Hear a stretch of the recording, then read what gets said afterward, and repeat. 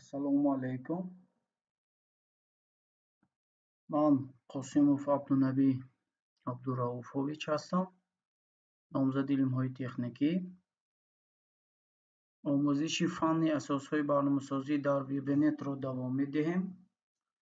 موضوع نوبتی ما موضوع 13 این استفاده об'єкт‌های فایل و دیرکتوری میباشد. در زبان برنامه‌سازی استفاده فایل ها و دیرکتوری ها یکی از مفهوم های اساسی به حساب می رود. برای برنامه سازان در نقشه درس صنف فایل کلمه های کلیدی об'єکت فایل استریم exist, copy, delete, move, encrypt, file system information, صنف path, get directory name, get file name, get full path آیدی همین مفهوم ها برای صنف فایل گفته میگذاریم. صنف دیرکتوری باشد دیرکتوری اینفو، فایل اینفو، درایو اینفو کلاس، سمپل فایل، براوزر، کریت دیرکتوری گفته میگذاریم.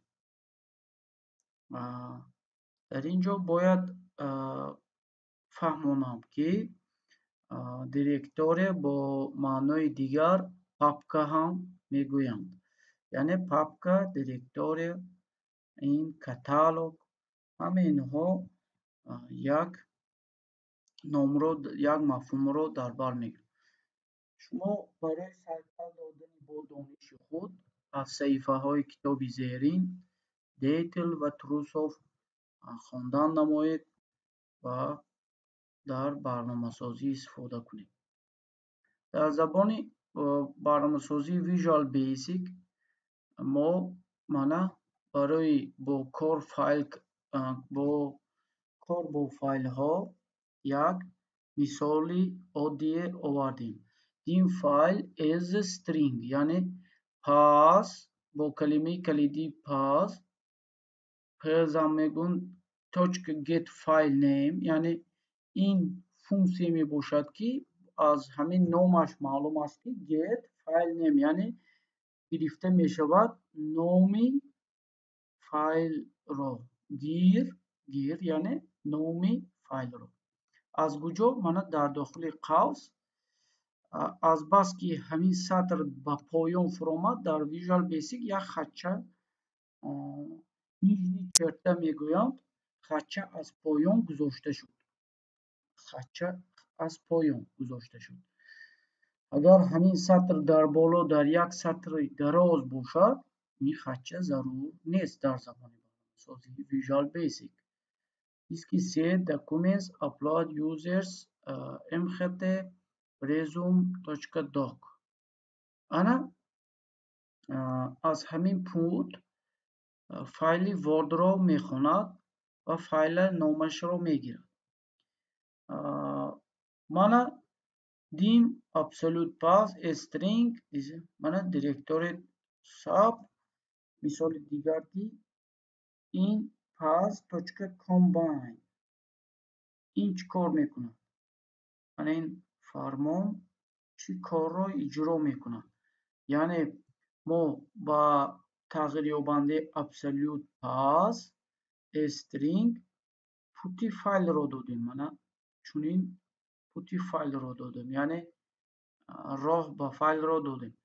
دویم باز تغییر یابنده باشد بها worksheets.xls این فایل را دادیم. و در کامباین باشد absolute path و sub path چیکار میکند؟ هر دو همین تغییر یابنده را یک جویا کرده با کامباین میبخشد. این وظیفه همین فونکسی همین است. متد های صنف پس کامباین ساختن نام پوره فایل از قسم ها خیلی که در مثال دیدیم. change extension دیگر کردن خیلی فایل در نام آن. get directory name گرفتن نام دیرکتوری از قسم سطری سپراتور منع از این get file name نام گرفتن نام دیرکتوری یا پاپکا get file name یعنی برگرداندن نام فایل از سطر دو آخرش سپرات داشته یعنی نخین از پوتی فایل گفتم که without extension برگرداندن نام فایل از سطر به قسمی معین کردن خیلی فایل در نام آن به قسمی معین کننده خیلی فایل یعنی به فرمتش گفتیم نام فایل میگیرد فقط به چی بود است قسمی معین کننده خیلی فایل یعنی تیپش یعنی میگویم در تیپ قسمی لوگی نامی فایل یا اینکه شرحشرینی فرمتی فایل هم میگویم به همین get full path یعنی تغییری پس با مثال منم temp test.txt تیپی دیرکتور یعنی پاپکا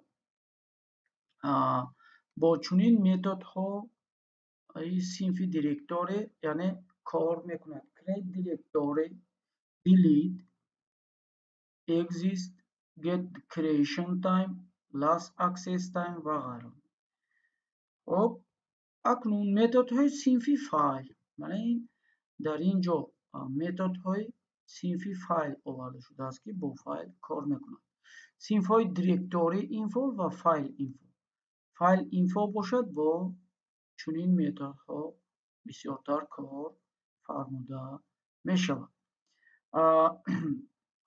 صنف دیرکتوری اینفو درایو اینفو در اینجا درایو و مانند درایو معنای دیسک را دارد یعنی کار با دیسک C یا دیسک A یا دیسک D کار با دیسک را در نظر دارد مثال استفاده متد exist یعنی کار با فایل در اینجا فرم ساخته شده است دو لیبل یک تکست باکس و یک باتن هنگام پخش باتن دیم f string f تکست باکس یک توچک تکستش یعنی از تکست باکس یک توچک تکست با f میگیرد معلوماتی در تکست باکس بوده با واسطه فرمان if میسنجد که فایل .exist همین فایل هست یا نه اگر باشد هست میبرد وگرنه در خبر مسیج باکس در خبر میبرد که نیست